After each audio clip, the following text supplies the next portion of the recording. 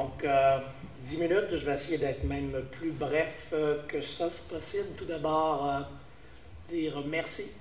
Merci à Denise, merci à Jean-Pierre, merci à l'équipe. Plusieurs personnes dans la salle ont fait partie du groupe de discussion sur l'intersectorialité qui nous a menés au programme Audace, aussi aux récipiendaires qui sont dans la salle. Ils vont nous parler de leur projet dans le cadre du programme Audace au cours de la journée. Donc, très apprécié. Pour moi, c'est un peu un rêve aujourd'hui qui se réalise après 5-6 ans. Là. Au tout début, on voulait que ça arrive. C'était un peu plus long que prévu pour différentes raisons, incluant l'oseille, comme disait Denise. Pour moi, d'entrée de jeu, et on ouvrira la discussion par la suite, là, on a une première fournée. On va en avoir d'autres parce qu'on veut que ce soit un programme annuel, le programme Audace. On va probablement développer des partenariats à l'intérieur du programme Audace, des partenariats avec d'autres organisations au Québec et au Canada, mais j'aimerais bien aussi à l'international, éventuellement faire des ponts dans le cadre de ce programme-là avec des collègues à l'international. Mais pour que ça marche, 2 conditions essentielles pour moi. Première, que les organismes subventionnaires et les universités, pour inclure les collèges, doivent changer un peu leur façon de faire en termes d'évaluation par les pairs, en termes de promotion à l'intérieur d'une université. Il faut valoriser davantage ce type de recherche qui amène des maillages entre différentes disciplines. C'est pas simple, on le sait tous, mais plusieurs d'entre vous avez réussi à le faire, donc vous êtes un peu des modèles pour nous. Un peu plus péjorativement, vous êtes peut-être un peu des cobayes. Donc, on voudrait apprendre de vos difficultés à l'intérieur de votre institution, mais aussi par rapport aux demandes que vous faites dans les différents programmes des fonds de recherche au Québec, les conseils subventionnaires au Canada et à l'international. Donc, il faut changer un peu nos façons de faire, puis en termes de comité de pairs aussi.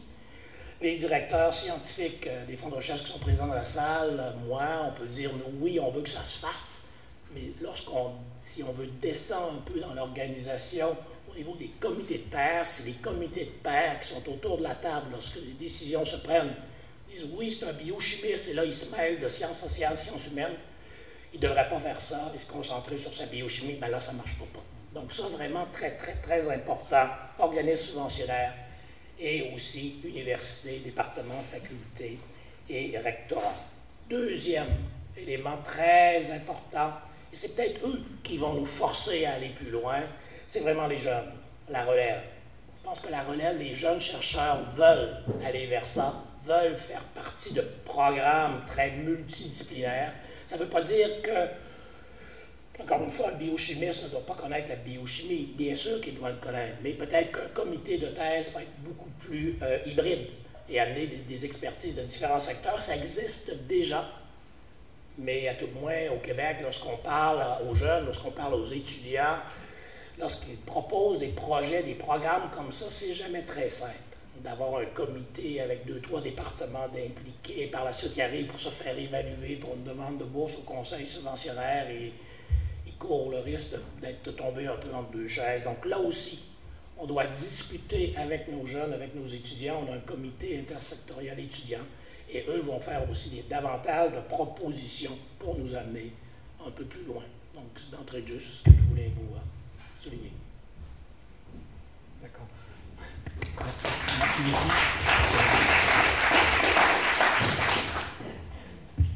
Je me déplace au pupitre, non pas pour mettre plus de solennité en fait à ma présentation. Tout simplement, j'ai quelques images à vous montrer. Je vais plus particulièrement vous parler de création institutionnelle, bien sûr de création artistique et de création aussi scientifique.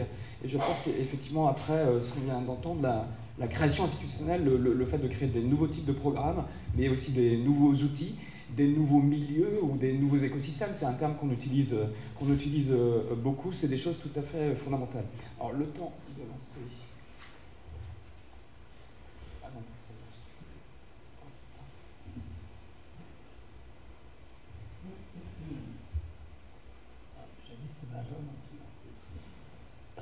J'ai la même image. À la main. Il n'y a pas de problème. Voilà. Non, ça fonctionne pas. Alors, ça s'affiche. Ça s'affiche pas.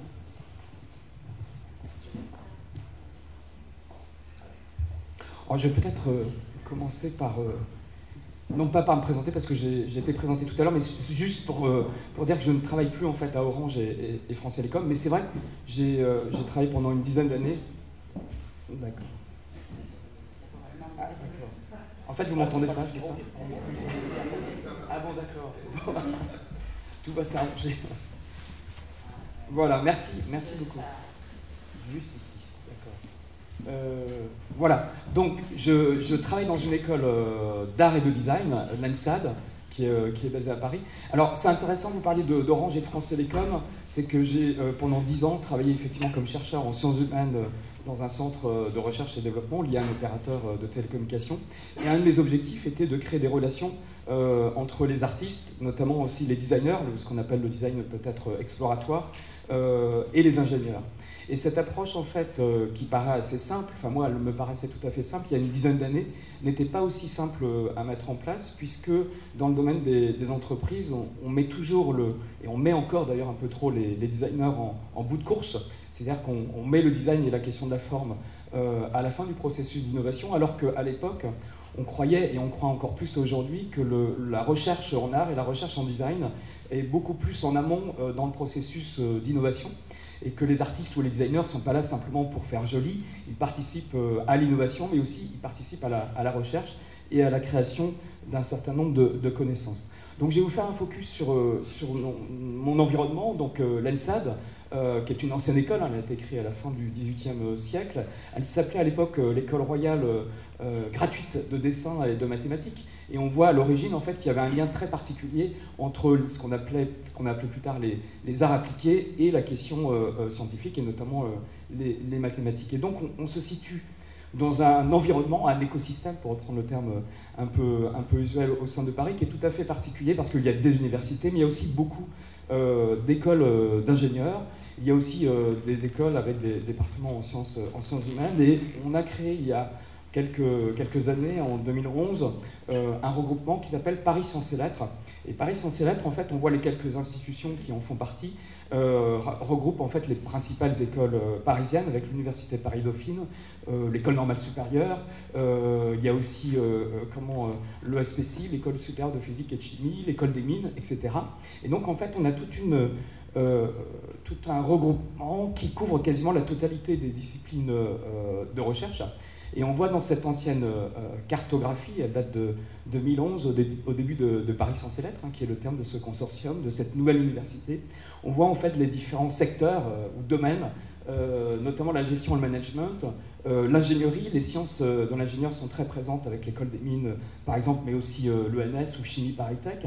On a les sciences plus fondamentales, il y a notamment un département de sciences physiques à l'ENS avec lequel on souhaite collaborer, il y a les sciences humaines, les humanités, et surtout, en fait, sur la gauche de cette carte, on a les grandes écoles parisiennes de création artistique. Et ces grandes écoles couvrent aussi à peu près la totalité des disciplines artistiques, puisqu'on a les arts dramatiques, on a le théâtre, on a le cinéma, on a le design, les arts visuels, et on a aussi la danse et le cinéma. Et l'objectif a été de créer cette université. Alors, au-delà des créations... en France, on est très doué pour mettre en place des couches administratives supplémentaires. C'est surtout la création d'un écosystème, encore une fois. Et quand on regarde de manière assez précise avec qui les artistes et les designers, notamment à l'ENSA, travaillent au sein de PSL, eh bien, on travaille avec tous les secteurs. Dans le domaine de la gestion du management, on a créé l'année dernière une école de mode et de matière dans laquelle il y a à la fois une formation de création dans le domaine de la mode, mais il y a aussi une formation dans le domaine de l'ingénierie avec l'école des mines, mais aussi tout un travail sur le management et la gestion avec l'université Paris-Dauphine. On travaille aussi beaucoup avec les sciences expérimentales finalement, et je dis souvent, moi qui suis chercheur en sciences humaines, la recherche en art et en design est beaucoup plus proche des sciences expérimentales que des sciences humaines. Alors, les sciences humaines, elles aussi, sont expérimentales pour partie. Ce que je veux dire par là, c'est que ce qui détermine la recherche en art et en design de notre côté, c'est la pratique. Et donc, on a mis en place un doctorat basé sur la pratique. On s'est inspiré d'ailleurs du modèle québécois, notamment recherche et création. C'est pas nouveau en France, mais ce qui est nouveau, c'est qu'on met en place en fait et on diplôme nos jeunes artistes et designers sous la forme d'un doctorat qui s'appelle doctorat SACRE. Bon, c'est un acronyme pour se faire connaître, qui veut dire sciences, art, création et recherche. Mais à l'échelle en fait de ce campus, je disais souvent à mes camarades scientifiques, dans cette cartographie, on devrait mettre les écoles d'art au centre. Non pas qu'on devrait être au centre des préoccupations, mais tout simplement, il y a des collaborations multisectorielles qui font partie de la jeune création artistique, qui font partie de la jeune création en design. Et cette nouvelle génération ne se pose plus la question et attend des institutions qu'elles mettent en œuvre des relations beaucoup plus fortes, notamment entre art et sciences, puisque c'est la thématique de ce matin. Alors, comme je suis bien français et je me réfère toujours, comme beaucoup de Français, à des philosophes français ici, Gilles Deleuze, mais ça me semble intéressant de voir qu'à l'échelle de l'institution, on peut aussi faire fonctionner des concepts, mais on peut faire aussi fonctionner des percepts. Deleuze distingue 3 types de création de pensée. Je résume et je caricature un peu sa pensée, bien entendu, mais c'est dans ma tête, en fait, en tous les cas, assez présent. C'est qu'à l'échelle de Paris Sciences et Lettres, on a les 3 types de création de pensée. Les percepts, c'est-à-dire que les artistes fabriquent pas seulement des perceptions, on a tous des perceptions, y compris bien sûr les scientifiques, mais des percepts au sens où les philosophes ou les chercheurs en sciences humaines vont créer des concepts et les scientifiques des fonctions.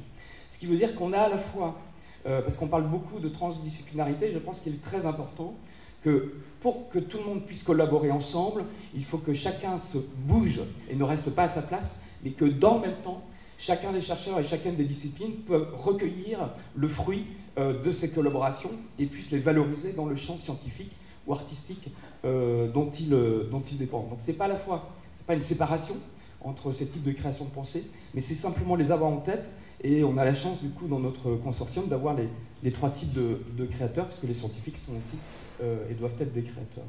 De manière très rapide, là je vais évidemment pas détailler, on a mis en place là aussi des outils institutionnels. Alors ça peut paraître très banal pour vous, mais pour les écoles d'art en France, c'est assez récent, ça fait partie d'un processus dans le cadre de l'Europe, LMD, licence, master, doctorat, que vous connaissez bien ici. Et notre objectif est à la fois de respecter ce processus d'académisation, mais en ne le respectant pas aussi, c'est-à-dire en étant un peu hors piste. Et on a mis en place 2 laboratoires, un laboratoire qui s'appelle ENSAD Lab, qui est plutôt spécialisé sur les relations art, design et sciences, et un laboratoire SACRE, sciences, art, création, recherche, qui regroupe l'ensemble des doctorants qu'on recrute par le biais de nos écoles d'art et de l'ENS. Et on a là en fait un laboratoire totalement transverse qui intègre d'ailleurs des artistes non docteurs, ce qui est une bataille auprès de notre ministère d'enseignement supérieur et de recherche, qui nous a aidés pour construire ce laboratoire et avoir à la fois des artistes chercheurs, artistes docteurs, mais aussi des artistes créateurs, qui sont aussi des chercheurs, mais qui ne sont pas des docteurs. Ça peut paraître un peu banal de le dire, mais en France, la labellisation des laboratoires a des incidences très très fortes sur notamment le financement des recherches. Quelques exemples rapides que je ne vais pas détailler. On a par exemple Anna Saint-Pierre, qui est une doctorante qui travaille dans le cadre d'une collaboration avec les entreprises dans une agence d'architecture sur la question du renouvellement des déchets. On a une thèse qui a été soutenue il n'y a pas très longtemps d'Oussama Moubarak, qui lui a mis en place du côté des sciences, de l'ingénieur des sciences de l'informatique, des outils d'interactivité avec des publics nombreux. Là, on voit en fait une plateforme qui est utilisée sur téléphone mobile. On voit quelques utilisateurs, mais on peut étendre en fait ce dispositif à quelques centaines ou quelques milliers d'interacteurs. Et on favorise aussi ces jeunes chercheurs en sciences expérimentales pour développer des outils dédiés à la création. Et on a évidemment beaucoup d'artistes, et là je prends cet exemple que j'avais pris hier comme exemple au centre Bing, une jeune doctorante qui s'appelle Lia Giraud, et qui a travaillé pendant plusieurs années avec un laboratoire de muséum d'histoire naturelle.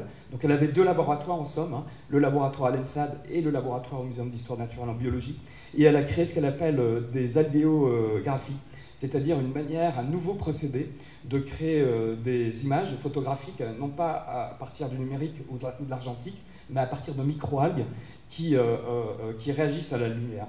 Et ce qui est intéressant avec l'IA, c'est qu'elle est à la fois, elle invente un procédé, un dispositif technique qu'elle peut dupliquer. Il y a même une question on peut parler de scalabilité, et donc peut-être de brevet. En tous les cas, elle crée un instrument, mais à la création de cet instrument, a été piloté par une artiste. C'est-à-dire que sa vocation était de créer des nouveaux types d'images et que cette création artistique a généré la création et l'invention de nouveaux outils. Et enfin, l'IA aussi, à ces deux premiers types de création d'instruments, création artistique, elle a créé aussi des connaissances partageables avec d'autres, c'est la définition de la recherche, et elle a observé sa propre pratique, et dans le cadre de sa thèse, elle propose des méthodes, parfois des critiques aussi, en tous les cas des pistes et des hypothèses qu'elle vérifie, mais qu'elle réfute pour partie aussi, de collaboration entre artistes et scientifiques. Et je pense que ces différents types de création de connaissances sont aussi intéressantes sur notre manière de penser l'intersectorialité, comme on dit aujourd'hui. De manière assez rapide, pardon, sur le ton un peu rapide, parce que je vais vous présenter beaucoup de choses, on a mis en place aussi un autre type de dispositif, une chaire Arts et Sciences, qui est portée par deux artistes et scientifiques, Jean-Marc Chomaz à l'École Polytechnique et Samuel Bianchini, qui est artiste à l'ENSAD. Et nous, dans le cadre de cette chaire qui est financée par un acteur privé, par une fondation, la fondation Carasso, Daniel et Nina Carasso, cette fondation a pour objectif de créer de la recherche-création, de favoriser les relations entre l'École Polytechnique et l'ENSAD, mais aussi de mettre en place, on est en train de travailler dessus pour l'année prochaine, des modules de formation pour avoir des croisements entre ingénieurs et artistes et designers. Et enfin, bien entendu, un axe de valorisation de médiation avec la création d'une plateforme, d'une revue Arts et Sciences en ligne qui sera focalisée sur la question de l'image et vraiment sur comment valoriser et partager les résultats des artistes et designers au-delà des articles ou des écrits sûrs, c'est-à-dire présenter des résultats émanant des processus de création. Là, je ne vais pas m'arrêter, simplement pour vous signaler qu'on recrute notamment cette Manuelle Frère, cette jeune femme qui a fait son doctorat à la Concordia University. On a aussi un certain nombre d'actions que je ne peux pas détailler ici. À la Cité internationale des arts, on a fait le lancement de la chaire Arts et Sciences, et on a eu toute une activité d'exposition, de conférences autour des relations Arts et Sciences. Et d'ailleurs, je l'ai mentionné hier, on a, à l'occasion du lancement de la chaire Arts et Sciences, mis en place dans le cadre d'une conférence de presse la signature de la convention entre les différents partenaires, l'ENSAD, Polytechnique, la Fondation Carasso bien entendu et Paris Sciences et Lettres, et même cette cérémonie assez classique d'une présentation de presse, d'une signature, est l'occasion pour nous de faire de la recherche-création. Et j'ai piloté et je pilote en fait un groupe de recherche qui travaille sur la question de la signature et de la délégation de la signature robotisée. Et on a remplacé en l'occurrence le président de l'École Polytechnique par un robot. Ce qui a provoqué en fait énormément de discours et d'attention de la part des journalistes et qui a provoqué beaucoup de jalousie de la part d'autres directeurs des écoles d'art parce que en fait la plupart des journalistes étaient totalement obsédés par l'absent, c'est-à-dire par la présence du robot, ce qui pose quand même beaucoup de questions. On a là aussi, je survole très rapidement, mais on met en place des écosystèmes. Alors en même temps, il ne faut pas se disperser dans les écosystèmes. L'idée, c'est à la fois de travailler dans leur piste, mais aussi de faire un peu de convergence pour construire un socle institutionnel à peu près solide. On a lancé un programme qui s'appelle Reboot, en bon français, c'est-à-dire redémarrer le campus et proposer à nos jeunes étudiants ingénieurs, artistes et designers des formations pour l'entrepreneuriat et leur lancer des défis avec d'autres opérateurs privés. On a aussi un outil assez important qui est récent. On a créé avec 14 autres laboratoires en sciences cognitives en France, qui réunit beaucoup d'universités et d'écoles, et piloté notamment par le CNRS, l'Institut Cognition. Et cet Institut Cognition spécialisé dans les sciences cognitives, l'ENSAD y est au titre de laboratoire, au titre de recherche, et la question de l'art et du design y est tout à fait centrale sur certains projets. Par exemple, on travaille avec IBM à partir de leur intelligence artificielle, une des branches de Watson, sur la question de la visualisation des données. Je vais faire très très vite et je finis mon propos par trois axes qui en fait, j'ai débordé un peu des 10 minutes, les trois axes qui, je ne suis pas un bon péchacuchien en fait. Donc les trois axes, vous allez voir, c'est des axes assez génériques, mais qui sont importants pour nous. C'est d'abord l'invention de la forme, les processus de création. Donc les artistes et les designers, bien entendu, créent, mais doivent produire aussi des méthodes et des outils pour partager leur manière de faire et leur savoir-faire dans le domaine de l'invention de la forme. La question de la publication et comment rendre public les résultats, non seulement les résultats de la création, de la recherche-création, mais comme le disait très justement tout à l'heure Jean-Pierre Vidal, la question de la temporalité n'est pas du tout la même. Les artistes et les designers, comme vous le savez, ont une vocation non seulement à présenter, mais d'ailleurs aujourd'hui de plus en plus à faire participer le public à des étapes de construction de dispositifs, par exemple interactifs. En clair, on n'attend pas le résultat d'une thèse pour exposer. L'exposition, la publicisation, l'équivalent de la publication pour les scientifiques, le rendre public, faire participer le public, est quelque chose qui fait partie du processus de création. Et les relations avec les scientifiques ne cessent qu'avec ce principe de rendre public pendant le processus de création, interroge beaucoup les scientifiques. Donc là, on n'est pas dans un rapport artiste-scientifique en disant que l'art va créer de la médiation de ce qui se peut se faire dans les laboratoires de sciences. Les artistes travaillant avec les scientifiques vont briser et délinéariser pour partie, ce qui se fait de manière assez classique dans le domaine de laboratoire. D'ailleurs, je pense à une présentation de cet après-midi sur les bactéries, où on voit d'ailleurs, je trouve, ce rapport au public performatif introduit dans la pratique scientifique, qui pose beaucoup de questions intéressantes. Et pour finir, vraiment, un dernier axe, là aussi assez classique, c'est comment on archive, comment on documente, comment on partage ces résultats, comment on garde aussi cette mémoire vivante. Et ça permet de créer des nouveaux types de profils comme celui-ci. Jérémy Boy, qui est spécialiste en fait, il est expert, il a créé, comme tout doctorant, il a un sujet de thèse et il devient expert de sa thématique. Ensuite, il a créé ses propres écosystèmes, notamment sur la question de la visualisation avec les mathématiciens. Il a été postdoc à New York University. Et grâce à l'obtention de son doctorat, donc son titre, ça lui permet d'entrer en tant que designer dans des environnements professionnels dans lesquels il ne pourrait pas rentrer sans le doctorat. Donc le doctorat de création, c'est aussi ça, c'est trois types, j'allais dire, de qualité, trois principes. Premier principe, l'expertise. Deuxième principe, créer son écosystème. Et troisième principe, la valeur même du diplôme, qui doit être équivalent au PhD. Donc il y a un diplôme équivalent à tout chercheur scientifique. Merci beaucoup de votre attention.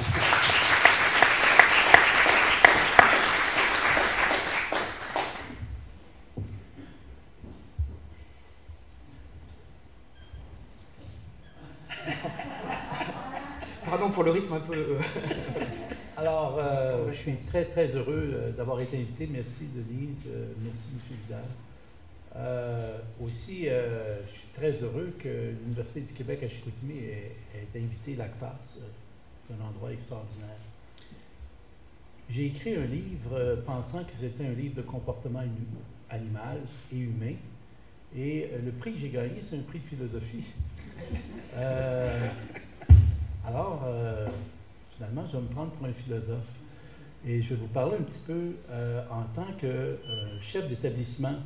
M. Quirion a parlé tantôt qu'il fallait peut-être que les universités et les cégeps revoient leur façon de faire. Je vais vous parler d'une expérience personnelle qui, je pense, est pertinente aux propos qu'on a en ce moment. Comme l'ensemble des gens ici, sans doute, j'ai eu une formation universitaire. Et à l'université, j'ai étudié, moi, dans mon cas, la biologie, mais j'étais côtoyé de gens qui faisaient de la chimie ou de la biochimie, de la physique ou de la littérature.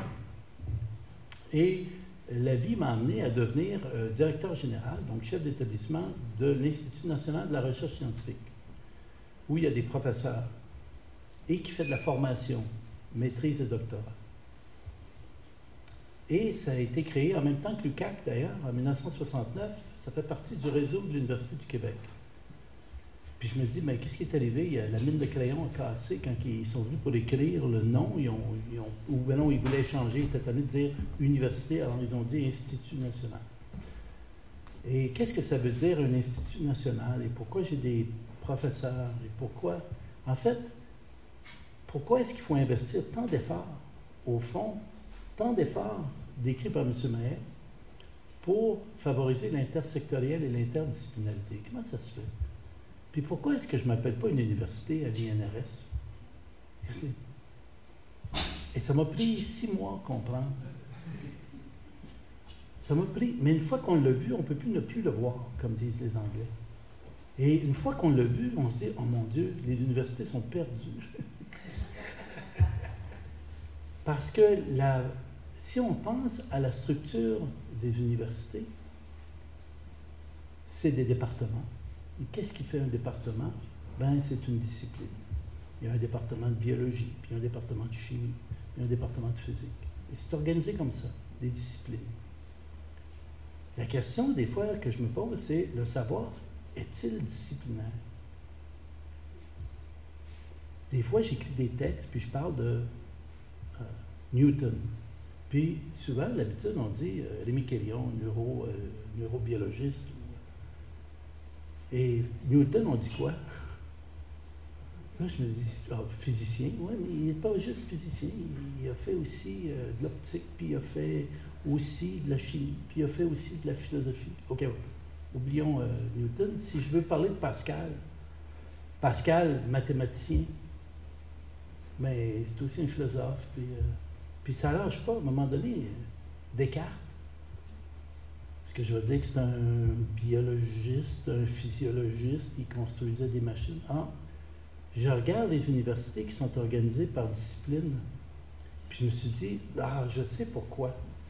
Nous, les humains, on a un irrépressible besoin de créer des catégories. Il y a des races qui n'existent pas, mais on dit quand même qu'il y a des races. Il y a des hommes et des femmes. Il y a des brutes et des gentils. On crée des catégories constamment. Et quand on découvre quelque chose, comme on fait pour les animaux, on a créé les plantes, on a créé des espèces qui n'existent pas d'ailleurs. On a créé des catégories. Mais on a fait la même chose avec les disciplines. Alors Pascal, qui trouve quelque chose, on dit ça, cette découverte, elle est mathématique. On va la mettre dans les mathématiques, puis des mathématiciens vont enseigner Pascal. Littérature, ça c'est de la littérature de Pascal. On va prendre ce qu'il a trouvé, on va le mettre en littérature, on va l'apprendre en littérature, ou en civilisation, ou en histoire, ou en philo. Mais est-ce qu'elles existent, ces disciplines-là?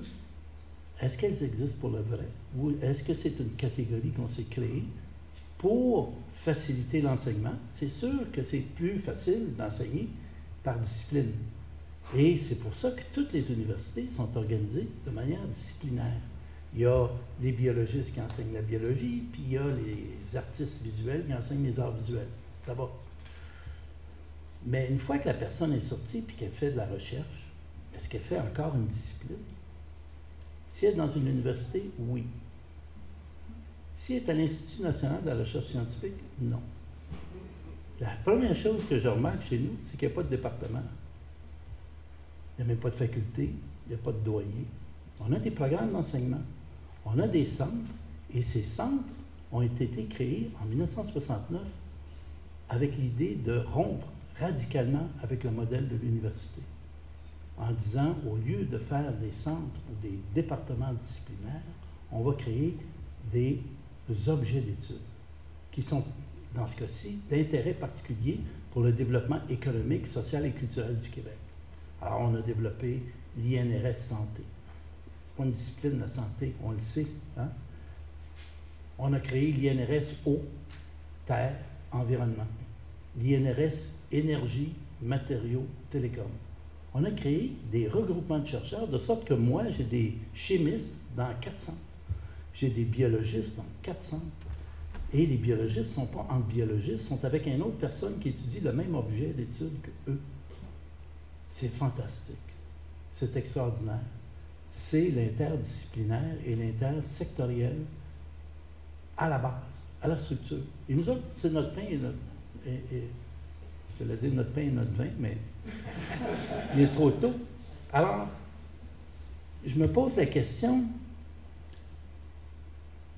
s'il faut investir autant d'efforts à briser ces disciplines, c'est parce qu'on a créé, comme on a créé des races, on a créé des disciplines qui sont des regroupements artificiels de connaissances, de technologies, de méthodes, qui devraient appartenir à tout le monde. Et quand une personne de sciences humaines me dit « tu n'as pas l'affaire de parler aux humains, d'humains, parce que tu es un biologiste », il aurait raison si j'étais ignorant de ce que les sciences humaines ont dit à propos du sujet qui m'intéresse. Mais le fait que j'ai eu un diplôme en biologie ne me rend pas inéligible pour parler des humains. je dois toujours parler de toute connaissance avec un peu de recul et certainement avec l'ouverture nécessaire pour penser que j'ai peut-être tort. Et j'ai peut-être tort dans ce que je vous dis en ce moment, c'est une intuition totale. Mais après 7 mois à l'INRS, je me suis rendu compte que notre système de groupement de connaissances disciplinaires est peut-être utile à l'enseignement, mais si on en évalue les coûts, ils sont énormes. Ils empêchent les gens de connaître des choses pour le vrai. Et que ce soit l'agriculture ou l'alimentation, que ce soit la santé, tout le monde sait que la santé, ce n'est pas l'apanage du biomédical, c'est social, c'est économique, c'est géographique, ça dépend de l'environnement naturel, et c'est pareil pour l'alimentation. Donc, pour l'ensemble des objets qui nous préoccupent, la recherche, une fois qu'on fait de la recherche, elle n'est plus réellement disciplinaire. La seule chose qui fait qu'elle l'est, c'est que vous êtes pogné dans un département. Et parce que si vous ne l'étiez pas, vous parleriez très facilement avec le physicien puis la personne de sciences humaines qui est là, à côté, qui travaille sur le même objet d'étude que vous. Ce serait la vie de tous les jours. Et ce que je dis, c'est que les gens qui ont créé l'INRS ont eu une idée de génie en 1969. Pas besoin de tout oublier. Et je pense que c'est une leçon pour nos universités et pour nos cégeps, et même pour les écoles, que ce n'est pas parce que c'est plus utile et plus facile d'enseigner par discipline qu'il faut les maintenir une fois que la connaissance est acquise. Je vous remercie.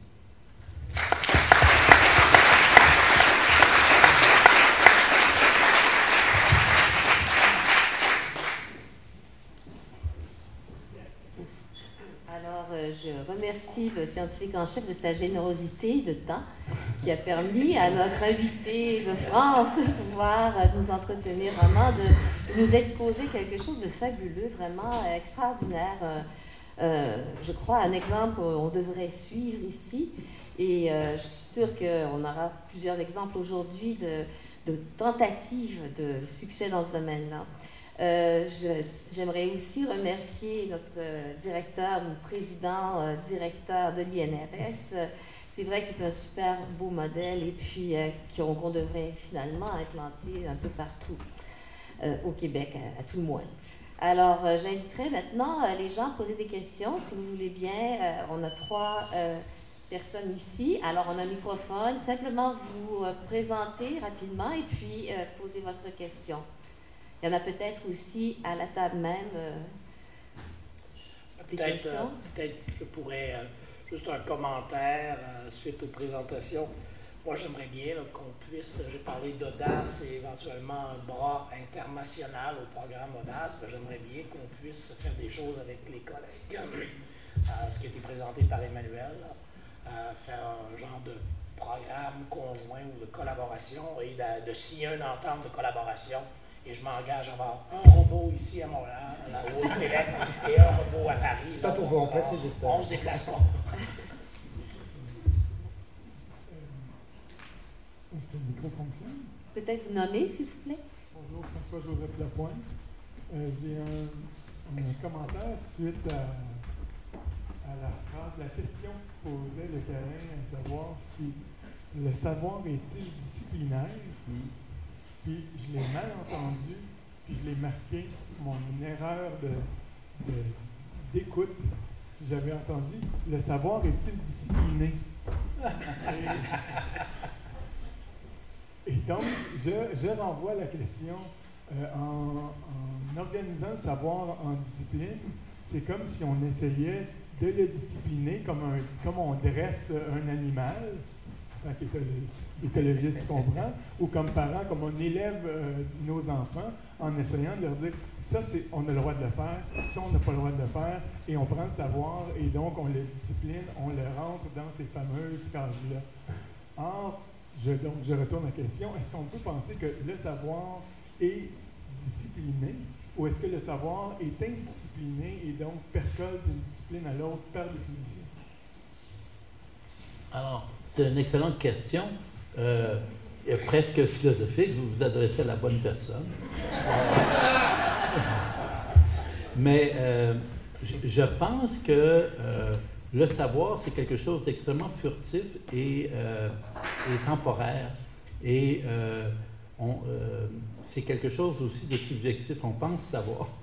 Et après ça, quand on y revient, un an plus tard ou d'un autre point de vue, on se dit, mais non, finalement, je ne savais pas. Parce que là, la vraie affaire, c'est que...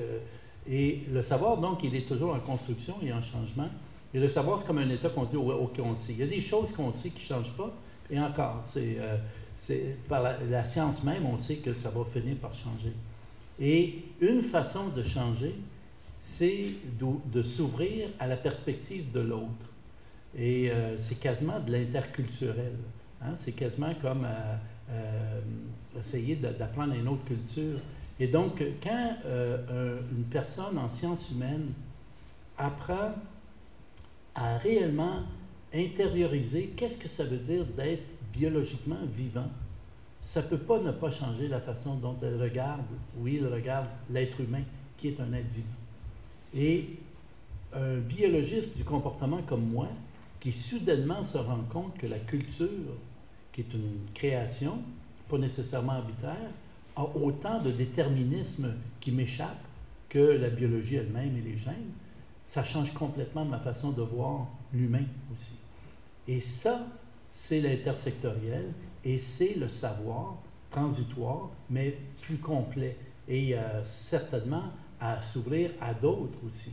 Donc le savoir, et vous avez raison, il ne faut pas le discipliner. Au contraire, il faut le laisser gambader, courir et nous amener à des endroits qu'on ne pensait pas aller.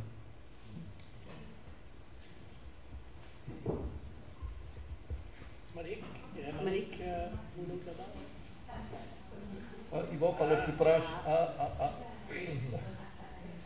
Bonjour, merci à vous trois. Je pourrais dire qu'on est privilégiés d'avoir une si belle brochette d'invités. Merci beaucoup. Sophie Grenier, Québec Innove. J'ai œuvré aussi au sein de plusieurs chaires de recherche à l'UQAM pendant plusieurs années.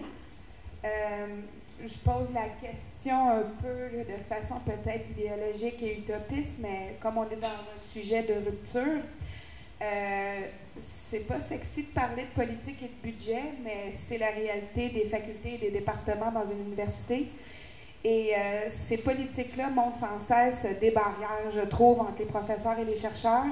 Et il ne serait pas temps peut-être justement de faire une rupture conceptuelle, puis ce serait peut-être souhaitable, mais est-ce que c'est réalisable de briser ces barrières-là pour que les didacticiens travaillent avec les psychologues et les neuropsys et la science cognitive aussi, en troubles envahissants du développement, que les neuros et les sciences biologiques puissent travailler avec les sociologues.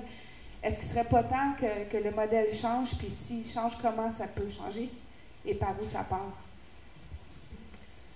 Peut-être que je peux essayer un peu et on verra là. C'est certain que pour nous, au Fonds de recherche du Québec, je veux dire 80%, au moins 80% de nos budgets sont accordés sur un modèle, je dirais, un peu plus disciplinaire. Hein, des propositions qui viennent des chercheurs en sciences humaines, évaluées en général par des collègues ou à peu près, là, des pairs, je dirais, un peu des mêmes disciplines. Et c'est un modèle qui est là et le financement, comme vous dites, est accordé de cette façon-là. Le petit bout qu'on peut faire maintenant avec la stratégie québécoise de recherche et d'innovation, c'est qu'il y a des budgets. Oui, c'est vrai que de l'argent, ça en prend aussi. Là. Si on veut faire changer des choses, on peut en parler longtemps en philosophie, mais si on a un peu plus de moyens, des fois ça aide. Et là, on a eu quand même des budgets pour nos grands défis de société. Donc c'est ce bout-là qu'on prend pour l'instant, là, en disant changement démographique, changement climatique, développement durable, entrepreneuriat. Si on va avoir des nouvelles façons, des nouvelles solutions à ce genre de problèmes de société, il faut avoir des équipes très, très intersectorielles, très multidisciplinaires. Donc, avec ce petit bout-là, sur plusieurs années, ce qu'on espère, c'est que les chercheurs de différentes disciplines vont travailler un peu plus ensemble, et on le voit, vous allez voir un peu plus dans le programme Audace, ça s'appelle récipiendaires de la subvention. Et probablement qu'à l'intérieur de ces programmes Audace, il va y avoir des étudiants à différents niveaux. Et c'est vraiment avec ces jeunes-là, j'espère qu'on va être capable de bâtir quelque chose qui est un peu différent du modèle actuel et qu'eux vont mettre de la pression sur les organisations, les modèles qui existent présentement pour dire qu'on doit aller plus loin. Donc, maintenant, pour nous, une préoccupation, c'est que ces chercheurs-là et les étudiants-chercheurs ne se retrouvent pas entre deux chaises. Hein, parce qu'ils ont fait un peu de travail un peu plus intersectoriel, il faut vraiment s'assurer qu'ils ne se retrouvent pas entre deux chaises. Au niveau du gouvernement du Québec, le ministère de l'Enseignement supérieur sont à changer un petit peu aussi, pas trop encore, mais à changer un petit peu la formule de financement de nos universités. Donc là aussi, peut-être qu'on s'en va tranquillement vers ça. Je pourrais peut-être réagir sur la question de l'interdisciplinarité. Bon, c'est un débat qui est assez ancien, mais de mon point de vue d'observateur, en fait, par rapport à ce qu'on fait, ce que je viens de présenter, l'une des difficultés qu'on a rencontrées, parce que je raconte un peu la belle histoire finalement, donc évidemment ça peut apparaître comme un beau modèle, mais en réalité il y a quand même beaucoup de difficultés et des vrais problèmes et problématiques. Et ce que j'ai pu observer, ce qui m'a un peu étonné, et pourtant j'aurais pu l'anticiper, c'est que les collaborations art-sciences sont plus simples à mettre en œuvre que des collaborations entre artistes. C'est-à-dire qu'on oublie qu'en fait, dans l'interdisciplinarité, c'est pas simplement un scientifique avec un artiste ou un designer, mais c'est aussi des disciplines qui ont structuré le champ de la formation, notamment en France, de manière très très forte. Les 5 institutions, les 5 écoles d'art qui participent au dispositif merveilleux qu'on vient de mettre en place, en fait, incarnent aussi des disciplines, et dans tous les sens du mot, pour le coup, parce qu'en fait, il y a aussi un rapport à sa pratique artistique, mais aussi une forme de qualité aussi. Dans le domaine des disciplinaires, ça produit aussi une forme d'excellence qu'on remet en question aujourd'hui parce qu'elle n'est pas assez transversale, et j'en suis tout à fait conscient. Mais je m'aperçois que dans chacune de ces écoles, en théâtre, en cinéma, etc., le fait d'avoir un condensé des pratiques spécifiques, un champ, on va dire, pour élargir, ne pas rester dans les disciplines, permet quand même de créer au sein du champ artistique non seulement des types de création différentes, ce qui paraît évident, mais aussi des rapports à la création et des rapports au public et des rapports à la méthodologie et des rapports à la recherche qui sont complètement différents. Et notamment en sciences, art, création, en recherche, c'est ce qu'on a, en fait, on a transformé cette difficulté en principe général. Comme ça, c'est une manière de résoudre le problème, c'est que chacun des partenaires a un rapport particulier avec la recherche. Alors, bien entendu, on discute entre nous. Les individus travaillent et de plus en plus les jeunes traversent de manière assez souple les frontières, mais en tous les cas on respecte en fait une forme d'hétérogénéité au sein de nos dispositifs, ce qui me semble aussi important parce qu'un des dangers de la disciplinarisation c'est la sectorisation et l'étanchéité entre des pratiques, mais un des dangers de ce qu'on est en train de construire c'est aussi non pas une forme de dilution, ça c'est pas un danger en tant que tel, mais une forme en fait comment dire, de difficulté pour nos jeunes artistes et jeunes designers à trouver aussi leur propre expérience professionnelle par la suite, parce qu'il y a une réalité aussi professionnelle après.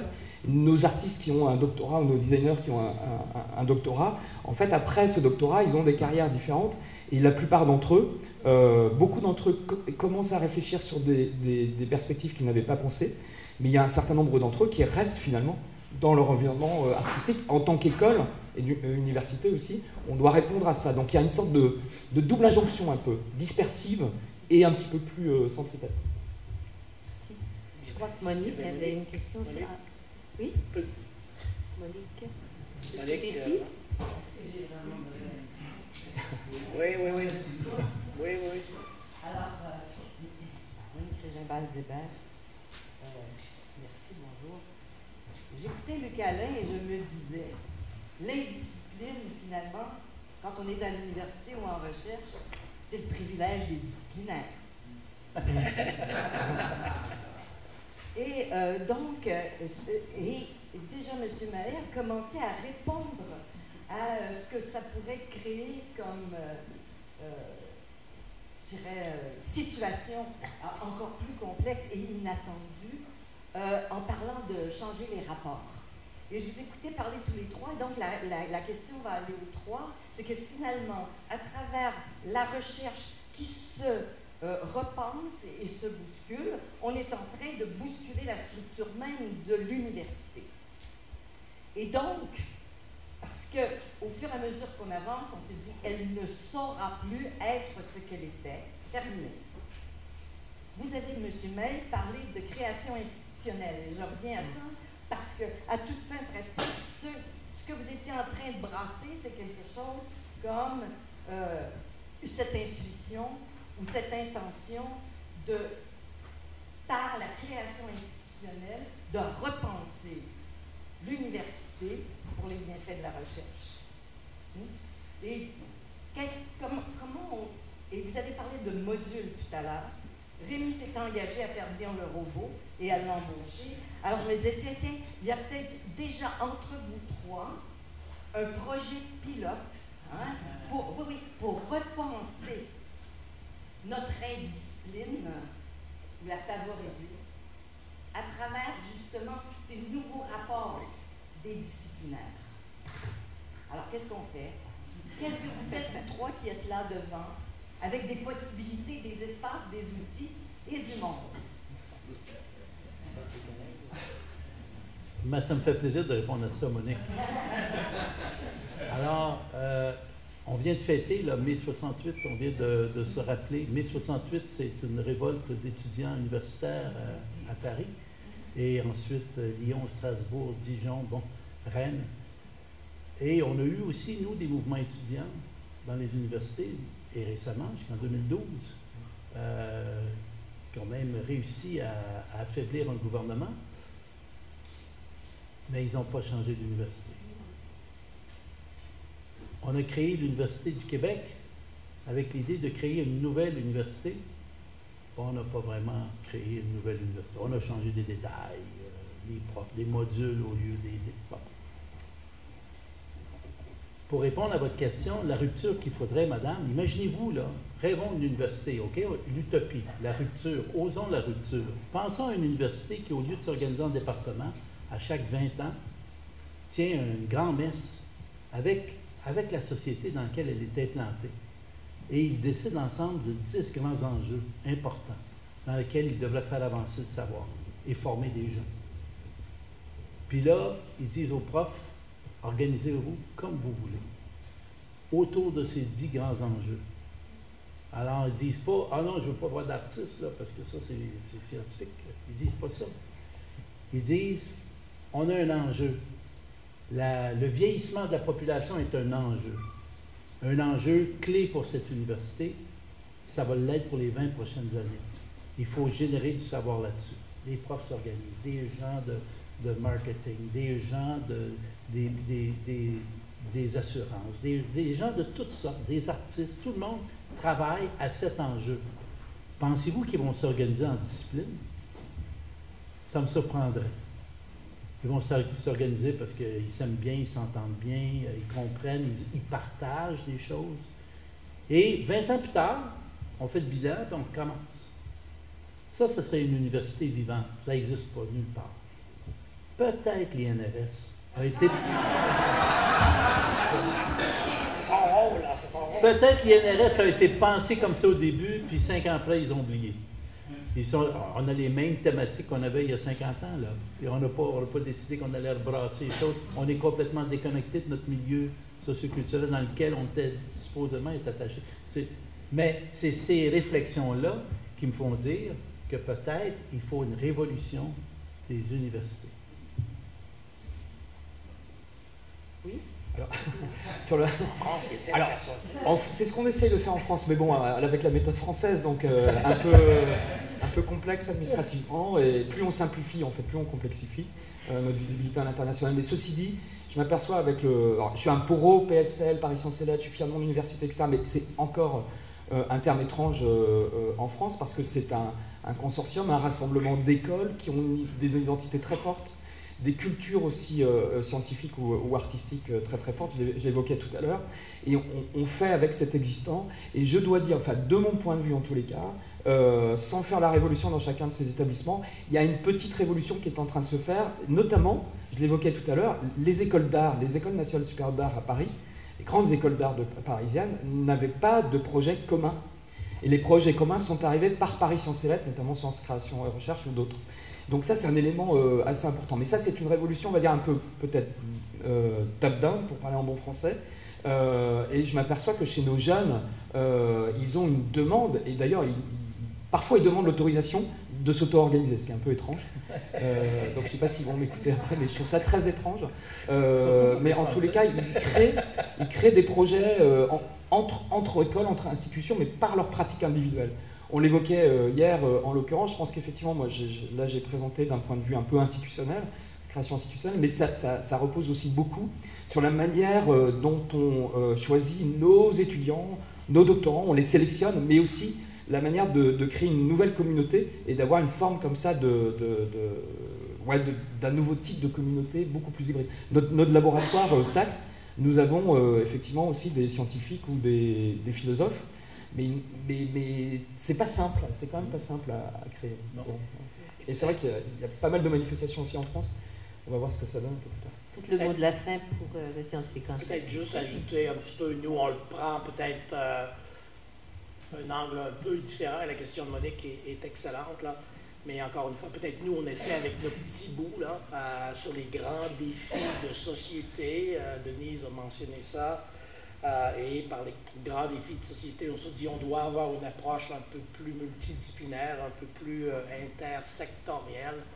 On lance des programmes comme le programme Audace et on dit là, si vous voulez avoir une chance éventuellement d'avoir une subvention, ben là, il faut travailler avec l'autre. Il faut apprendre un peu le langage de l'autre, comme je dis très souvent. Et on espère que sur une période de 20 ans, peut-être avant ça, là, mais sur une période, ça va permettre de changer des choses. Changer l'université, demain matin, je pense que c'est un peu compliqué. Là. On peut jouer avec des structures, mais vraiment la changer dans un côté fondamental, je pense que ça va être un peu compliqué. Mais peut-être avec des défis de société, amener des jeunes à s'impliquer dans ce genre de recherche-là, ils vont vouloir être un peu plus transversal à l'université. Il faut aussi changer peut-être un peu les doyens et les directeurs du département, les amener ailleurs, mais ça c'est un autre problème. Alors, je remercie. Peut-être une dernière question. Parce que, voilà. Merci. Sandy Bagwati de l'Université Concordia. J'ai une petite question. Je vous écoute et je trouve tout très intéressant. Mais un petit bémol, c'est que je me demande si les nouvelles thématiques ne sont pas ce qu'on a.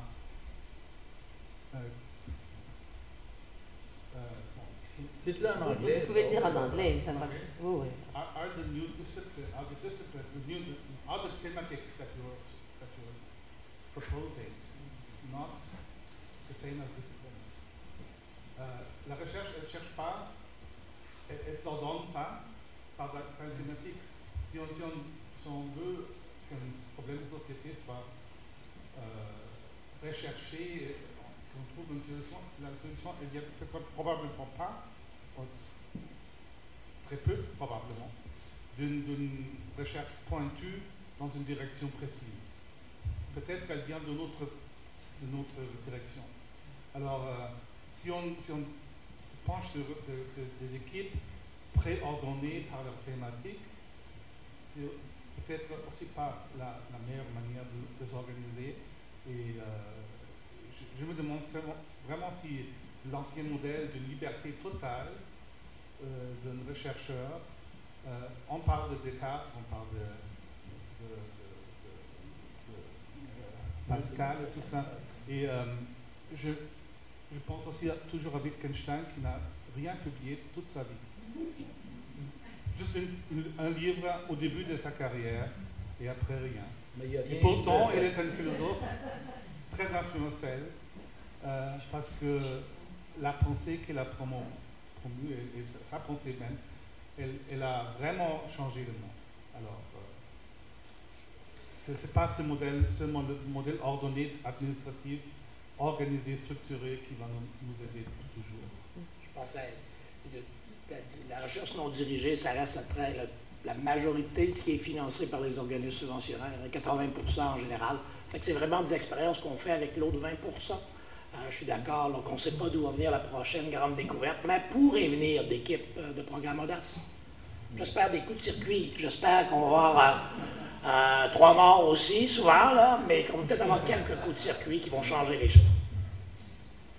Alors, je remercie vraiment le fabuleux panel qu'on a eu ce matin, vraiment. Merci.